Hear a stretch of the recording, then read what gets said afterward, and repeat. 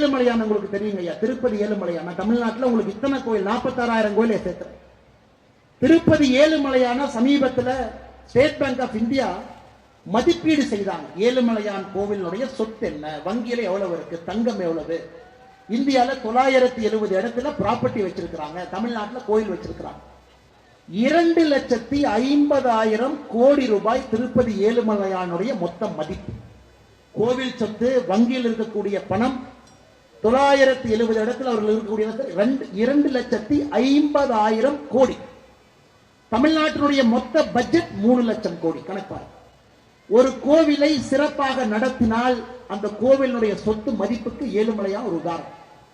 தமிழ்நாட்டில் 4,78,000 ஏக்கரும் சேர்ந்து போன ஆண்டு தமிழக மக்களுக்கு கோவில் மூலமாக வந்த வருமானம் வெறும் 330 கோடி ரூபாய் சராசரியா வந்துச்சு.